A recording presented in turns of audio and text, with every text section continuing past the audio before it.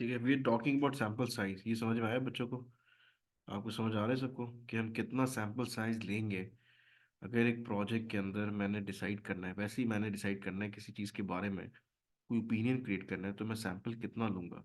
आप देखते हो रिसर्च होती है कि भाई ये सैंपल में कि फलां इलेक्शन जो है ना वो फलां पार्टी जीतेगी। वो कहते हैं हमने एक सैंपल साइज लिया कि इसमें इतने लोगों ने ये वोट का कहा, इसने इसने कहा। अगर उन्होंने 500 बंदों को पूछा और 500 में से अगर 200 बंदों ने कहा कि फलां पार्टी जीतेगी, तो क्या इस पे बेस पे हम डिसाइड कर लेंगे कि यार ये फलां पार्टी जीतेगी या जीतेगी? It's going to be question mark. क्यों? क्योंकि आप कहोगे भाई ये पॉपुलेशन जो है हमारी 2 करोड़ की आवाम है, इसमें आपने 500 बंदों को सैंपल लगाया है, तो हम फिर क्या करेंगे? हम क्या करते हैं, हम कहते हैं सैंपल साइज ऐसा चूज करो कि आपको पता हो कि भाई ये डेटा जिसके बारे में बात हो रही है दैट्स रेलेवेंट। लाइक अगर आपने 95% श्योरिटी के साथ कहना है कि भैया आई एम 95% श्योर, तो फिर आप क्या करोगे? ये क्रिटिकल फैक्टर्स आपको पता होना चाहिए, मैं बता दूंगा वैल्यूज आपको। नॉर्मली याद हो जाती है 1.96, 1.64, 1.28। 1.96 होता है 95% श्योरिटी के लिए। तो ये 0.25 को मल्टीप्लाई करो 1.96 से, डिवाइड कर दो। ये 100 माइनस 95 इज 5। अब जैसे 100 माइनस 90 इज 10, तो ये 10 आ जाएगा नीचे, 0.10। 100 minus 80 is, sir yes, 100 minus 80 sir is, ये सारे सारे सिनेरियोज में फिक्स ही रहती है ये वैल्यू 1.960 ये 1.645 95% की 1.96 फिक्स है। किसी भी 95। सिनेरियो में। ये टेबल होता है इसका। ठीक है, हम सारा टेबल तो नहीं देख रहे। 99 पे अलग टेबल होता है, 95 पे अलग होता है, 97 पे, लेकिन हमें तीन के एग्जाम्पल लिए यहाँ पे कि 95 पे 1.96 होता है, 90 पे ये ज़्यादा फेमस किए ही है, 90 95 वाली। ठीक है, 80 भी चलता है लेकिन 81.2 बहुत कम यूज़ होता है। ठीक है, इससे आपको पता चलेगा सैंपल का साइज कितना लेना है। लाइक ये 384 लोगों को अगर आप सैंपल में चेक करोगे और उनकी बात में कोई रिजल्ट आता है, तो that's a good sample size to be 95% sure. ठीक है, 68 क्लास सैंपल लेता हूँ मैं किसी लो का और चीज़ जज करता हूँ, तो मैं रिजल्ट जो भी आएगा 90% श्योर अबाउट इट। और सिर्फ 10 लोगों को मैं सैंपल को इंटरव्यू करता हूँ, उनके बेस पे रिजल्ट निकालता हूँ, तो रिजल्ट 80% सही हो सकता है। I can not be more than 80% sure about that. ठीक है, किसी का कोई सवाल इधर प्लीज़ पूछ ले।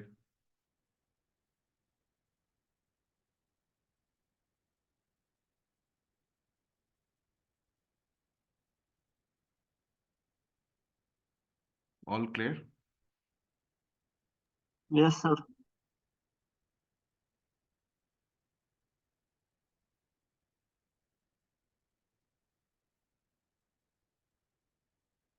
स्टैंडर्ड डिवीजन क्या होता है? स्टैंडर्ड डिवीजन होता है कि आपने कोई मीन सेट किया हुआ है परफॉर्मेंस का, ठीक है, और आप उससे डेविएट करते हो। नॉर्मल का मतलब होता है कि आपका फॉर एग्जांपल जितना भी डेटा है वो बेल शेप में होता है। ज़्यादातर बच्चों के मार्क्स आ गए इस क्लास में फॉर एग्जांपल 35, तो ये मीन 35 वाली इस क्लास की। तो इसके कुछ इधर होंगे कुछ इधर होंगे। जब मैं इसको दोबारा सही तरह बनाऊँ, तो देखो कि बेल बेल शेप कर्व का मतलब है ये डेटा आ गया पूरी क्लास का। बेल शेप, ये बेल की शक्ल होती है। बेल मतलब रिंग बेल होती है, ठीक है। ये मीन होती है। अब ज़्यादातर बच्चों का क्लास में मार्क्स मीन आ गया 35। इसका मतलब जो इस लाइन पर है वो 35 की वैल्यू पर है। जो बच्चा इधर है वो 35 से कम पर होगा। लाइक वो होगा 30 पे, 25 पे, 28 पे। ठीक है, वो इधर होगा, उसकी वैल्यू इधर है।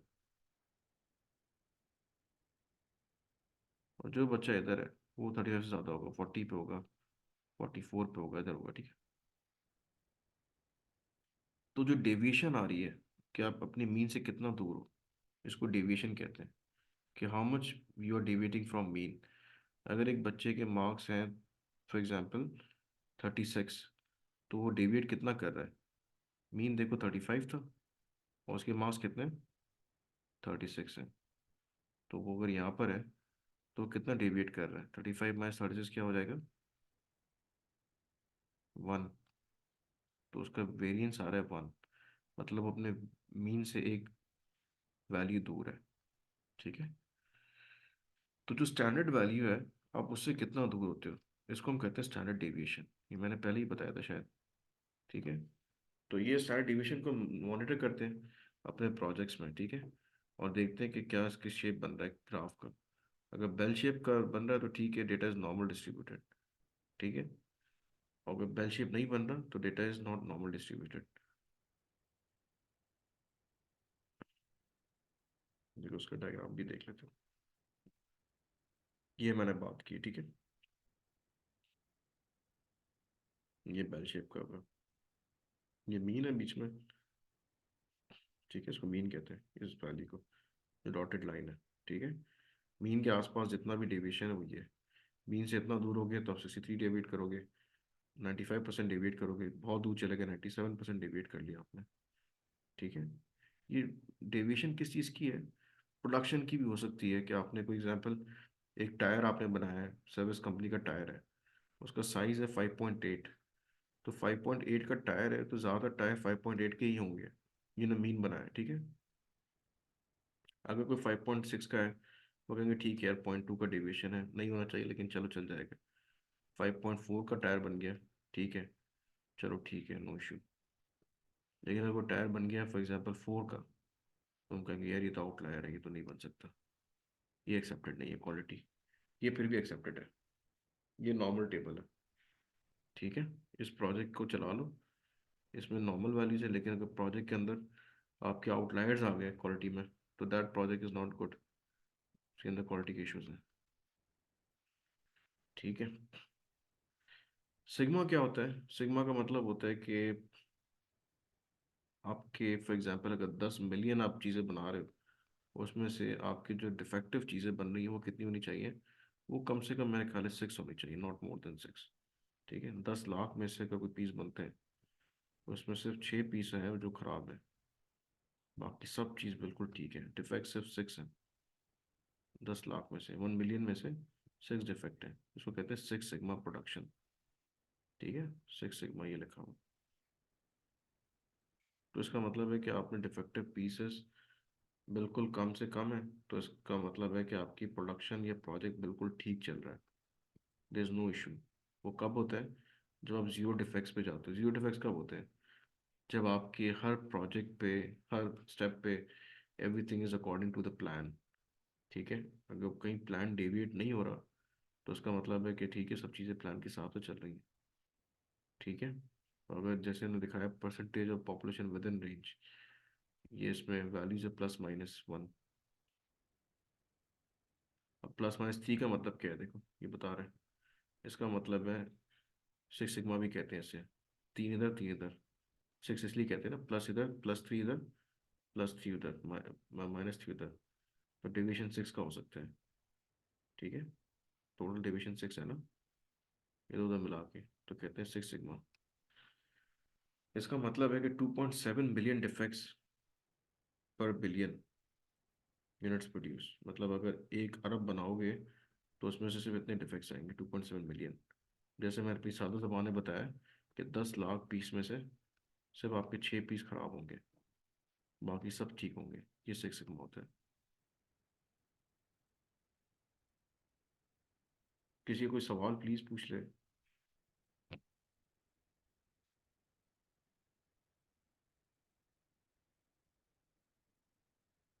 All clear?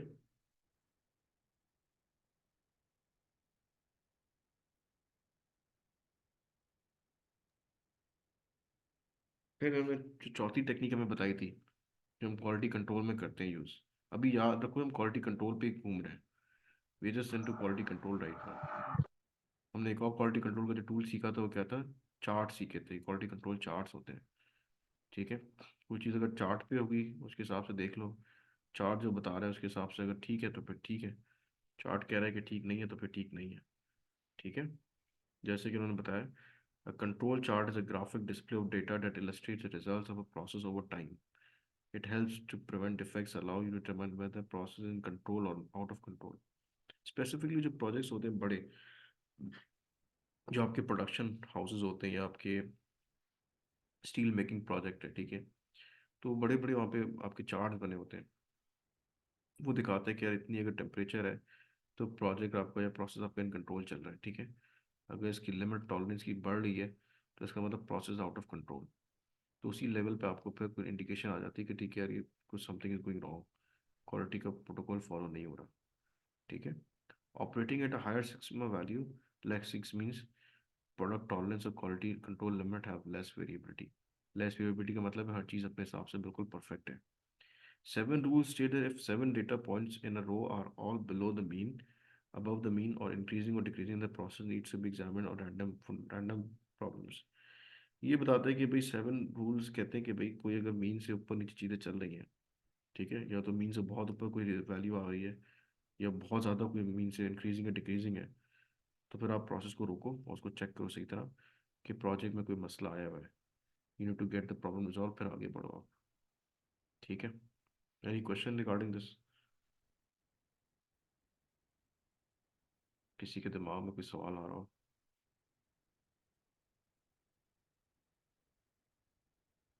वकार समझ आ रहा है आपको? जो बाद लोग बाद में आए उनको क्लियर है हम लोग क्या पढ़ रहे हैं बैठ के भी इस वक्त? सर मैं थोड़ा लेट आया हूँ बट आ रहा है question. We are talking about quality control. ठीक है, हम आगे से चले थे पीछे, अगर स्लाइड्स देख लेना, अगर बाद में वीडियो में सेंड कर दूंगा। हम क्वालिटी कंट्रोल के एरिया में घूम रहे हैं अभी इस वक्त। क्वालिटी कंट्रोल के हमने 4 एरियाज हमें देखे। कुछ सही हमने है। टेस्ट देखे, सिग्मा देखा है इसके बाद। ठीक है, तो आगे चलते हैं। सैम्पल क्वालिटी कंट्रोल चार्ट, ये देखो इस तरह का चार्ट होता है। ये दिखा रहा है कि भाई मीन से अगर कुछ चीज़ें बहुत ही ऊपर ऊपर निकल रही हैं, जैसे अपर स्पेसिफिक लिमिट है, मीन चल रहा है इस वक्त 12, ठीक है, 12.02 की वैल्यू है। लेकिन अगर आपकी वैल्यू कोई ऊपर आ रही है 12.10, तो अपर लिमिट से भी ऊपर कोई चीज़ जा रही है, इसका मतलब भाई ये तो कोई मसले चल रहे हैं, इसको रोको यहाँ पे प्रोजेक्ट को। लोअर साइड में भी कोई हो सकता है, बहुत ही वैल्यू नीचे जा रही है। ठीक है, तो दिस इज समथिंग शोइंग कि project is not in control. ठीक है, जिस तरह के चार्ट्स होंगे आपके पास, that will depict you the ongoing situation regarding quality।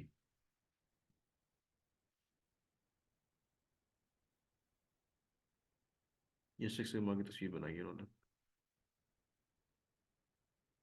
देखो डिफेक्ट्स ही नहीं होते, मतलब 10 लाख प्रोडक्ट में से आपके 3 या 6 प्रोडक्ट खराब हैं, तो अंदाज़ा लगा लो कैसे है।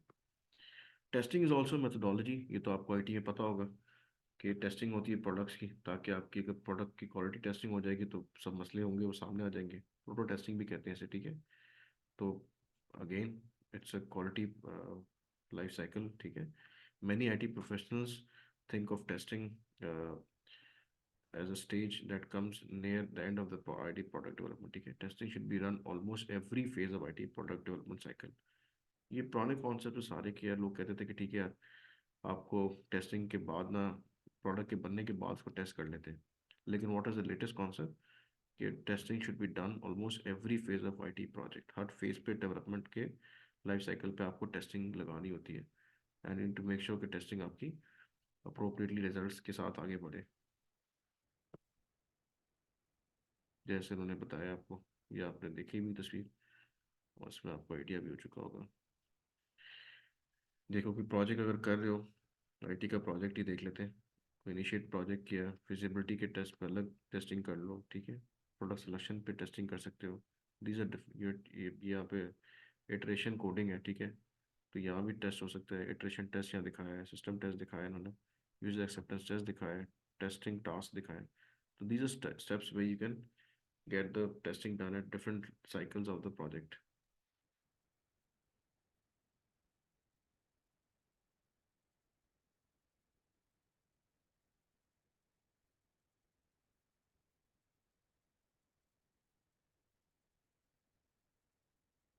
टाइप्स ऑफ टेस्टिंग कौन सी होती है? ठीक है, यूनिट टेस्ट, कोई भी एक चीज़ को उठा के चेक कर लो, या कोई एक स्टेप पे उठा के चेक कर लो, कोई स्टेज को चेक कर लो, कोई प्रोसेस को चेक कर लो, किसी एक यूनिट पे टेस्ट होता है। ठीक है, is done to test each individual component of in program to ensure it's is defect free. ठीक है, इंटीग्रेशन टेस्टिंग क्या होती है? It's basically between unit and system testing. ठीक है, ये मोरलेस आपकी फंक्शनैलिटी चेक कर रहा होता है, फंक्शनली ग्रुप कंपोनेंट्स जो। और system testing test the entire system. ठीक है, पूरे सिस्टम को अगर चेक करना है कि ओवरऑल सिस्टम किस तरह चल रहा है, तो सिस्टम टेस्टिंग करवाते हैं हम पूरी। ठीक है, और यूजर एक्सेप्टेंस टेस्ट क्या होता है? ये इंडिपेंडेंट होता है, it's basically perform by the end user. ठीक है, prior to accepting the delivered system, कहते हैं ठीक है इसको चला के देख लो सिस्टम को, कोई बग्स नहीं होंगे, कुछ इशू नहीं होगा, हम जस्ट रिस्पॉन्सिबल ईआरपी का प्रोजेक्ट बना रहे हैं हम लोगों ने कहा भाई इसकी टेस्टिंग करवा लो। एंड यूजर टेस्टिंग होगी, हमारे ही बंदे जाएंगे 5-6, चेक करेंगे इसमें प्रॉब्लम आ रहे नहीं आ रहे, वो बताएंगे इस प्रॉब्लम में ये मसला है, वो रिजॉल्व करते जाएंगे। अल्टीमेटली जब सारे प्रॉब्लम सॉल्व हो जाएंगे तो पूरा सिस्टम फ्री ऑफ एरर हो जाएगा। ठीक है, कोई सवाल यहाँ पे किसी के जहन में? Any problem, any question?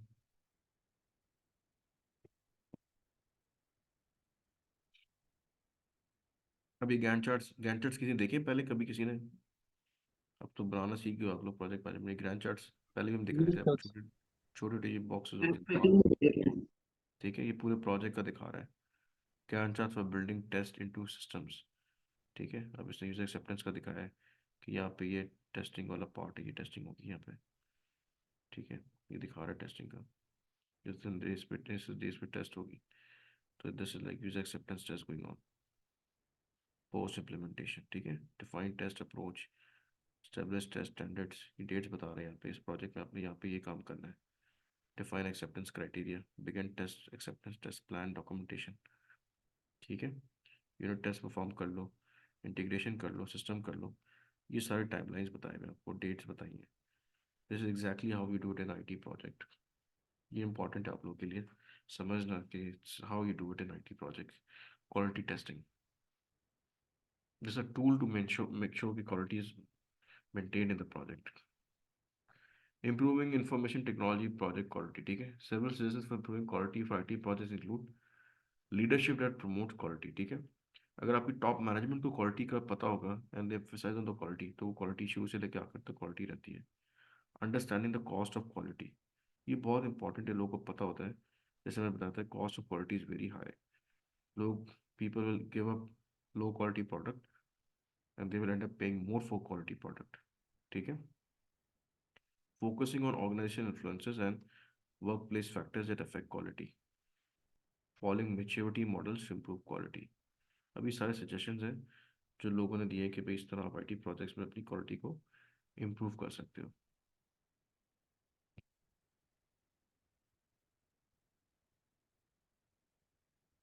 डेशर का मैंने बता दिया है, cost of quality, then cost पर डाउन, लेकिन ये भी बता रहा है कि कॉस्ट की क्या अहमियत है।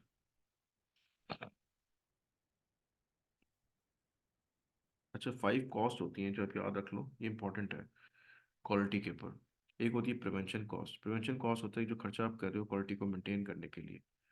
अप्रेजल कॉस्ट क्या होता है? एवैल्यूएशन चल रही है सारी कॉस्ट की, क्वालिटी की एवैल्यूएशन हो रही है, प्रोसेस इवैल्यूएट हो रहे हैं, खर्चा होता है ना, इसको अप्रेजल कॉस्ट कहते हैं। इंटरनल फेलियर क्या होता है? कोई चीज़ आपने वैसे ही अपने पास से चेक कर ली, डिफेक्ट निकल गया आपके पास ही, कोई बग आपने आइडेंटिफाई कर लिया, कोई मेल फंक्शन आपने आइडेंटिफाई कर लिया, सही भी कर दिया, वो इंटरनल फेलियर था। कोई यूज़र आपको बताएगा बाहर से, तो एक्सटर्नल फेलियर होता है। या प्रोडक्ट चली गई मार्केट में, उसके बाद उसके बारे में पता चल रहा है, टोयोटा ने अपने कार दे दी, उसके बाद में पता चला उसके ब्रेक के फेलियर्स थे, तो कस्टमर ने बताया, वो एक्सटर्नल फेलियर कॉस्ट है। अब लोग आएंगे, वापस करेंगे गाड़ियाँ, फिर चेक होंगे, फिर दोबारा उसमें सिस्टम लगेंगे, तो काफ़ी ज़्यादा कॉस्ट होती है। ठीक है, तो आप कोशिश करते हो कि जो आपकी एक्सटर्नल फेलियर है वो ना आए, इंटरनल फेलियर में कम से कम पता चल जाए, या अप्रेजल में पता चल जाए, प्रिवेंशन में आपकी पता चल जाए, चीज़ें ना हो। प्रिवेंशन में चीज़ें ना हो, अप्रेजल में वो चेक हो जाएगा, चेक हो रही है। इंटरनल फेलियर आपने खुद आइडेंटिफाई कर लिया, एक्सटर्नल यूज़र बताता है। ठीक है, मेजरमेंट टेस्ट इक्विपमेंट कॉस्ट क्या होता है? ये टेस्टिंग आप करते हो, इसकी भी कॉस्ट होती है। ठीक है, इसके बारे में सब क्लियर है? किसी को पूछना है तो पूछ ले इसके बारे में, कोई पाँचों में से कोई एक चीज़ के बारे में। क्लियर है सर। शाबाश।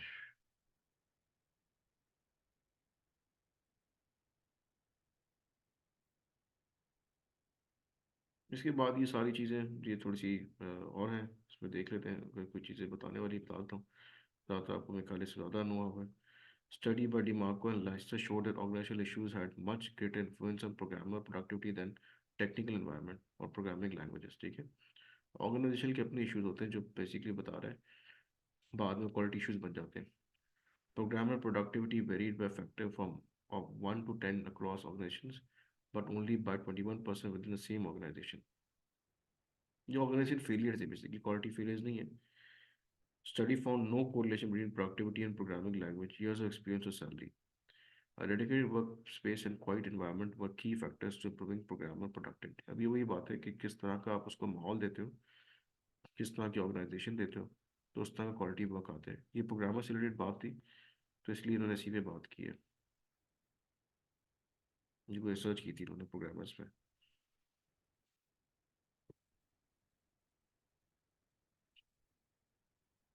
मेच्योरिटी मॉडल का जिक्र आता है। What is maturity model? Maturity models are frameworks for helping organization improve their processes and systems. ठीक है, ये प्रोसेसेस को, सिस्टम को इम्प्रूव करवाते हैं। What is the model? Like software quality functional development deployment model, focus defining user requirement. आप user requirement follow करो, जैसे ईआरपी में करते हो आप, और उसकी यूजर एक्सपेक्टेशंस पे पूरा करो, तो आप क्वालिटी को वैसे ही मीट कर लोगे। User requirement and planning software project. ठीक है, software engineering institute of capability maturity model क्या कहता है? Provide a generic path to improve to process improvement for software development. Several groups are working on project management maturity models। ठीक है, आजकल जो सबसे इंपॉर्टेंट मॉडल है मेच्योरिटी मॉडल, जैसे बताया आपको, तो लेटेस्ट सॉफ्टवेयर में जितनी भी आपके हैं, they want to make sure कि यूजर रिक्वायरमेंट आप पहले से पता हो, आप उसके हिसाब से यूजर रिक्वायरमेंट डिस्कस कर लो, प्रॉब्लम आइडेंटिफाई करो, प्रॉब्लम सॉल्व करो, and you get the maximum expectations of the customer, और वो आपकी क्वालिटी का फीडबैक बन जाता है कि it's a very good product, क्योंकि अल्टीमेटली क्वालिटी में कस्टमर सेटिस्फैक्शन आती है।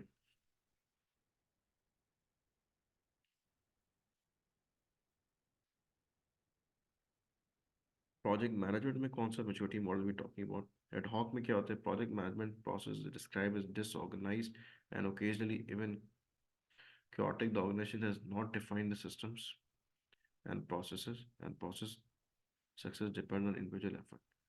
ये पाकिस्तान की टीम का जैसे हिसाब किताब हम कहते हैं कि इंडिविजुअल सक्सेस पे चीज़ें होती हैं, कोई डिफाइन नहीं होता। ठीक है, तो जहाँ पे प्रोजेक्ट मैनेजमेंट में ऑर्गेनाइज होगा, ठीक है, डिसऑर्गेनाइज होगा, तो वहाँ पे ये मसले आते हैं।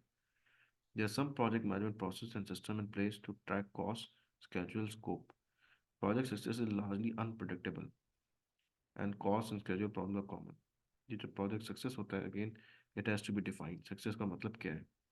तो सक्सेस का मतलब अगर ये है कि हमने कस्टमर को सेटिस्फाई करना है, तो उसका मतलब कुछ और है। प्रोजेक्ट सक्सेस का मतलब है कि हम ईआरपी में पेपरलेस कंपनी बन जाए, वो एक अलग है।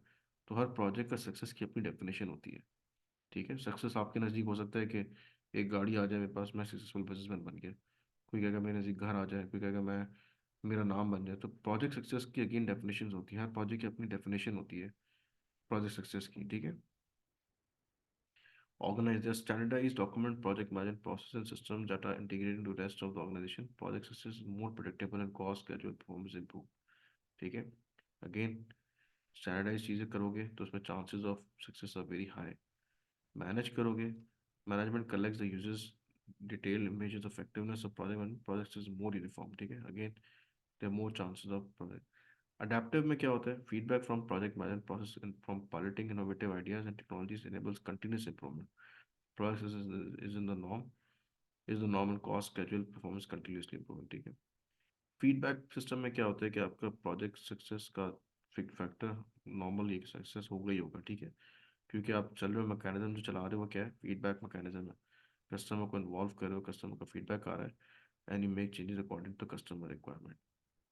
ठीक है, यहाँ पे ख़त्म हो गया सब कुछ। मैं ख्याल this was the last slide, और ये हमारा यहाँ पे टॉपिक ख़त्म हो जाता है। किसी का कोई सवाल कुछ जहन में रिगार्डिंग एनी स्लाइड?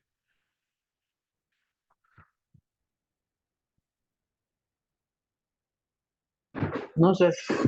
सबको सब कुछ क्लियर है? इसको एक बार गो थ्रू कर जी लेना। सर। ठीक है, वीडियो में रिकॉर्डिंग भेज दूंगा। जो लोग लेट आए तो उनको कोई प्रॉब्लम हो रहा है शुरू में समझने में, तो they can go from the beginning, तो उनको थोड़ा सा रिलेट करने में आसानी होगी। ठीक है, सर ये रिकॉर्डेड लेक्चर अपलोड कर देंगे जीसीआर पे आप, या व्हाट्सएप कर दें? मैं कर दूंगा इंशाल्लाह इसको। ठीक है, ठीक है sir, thank you. Thank you very much.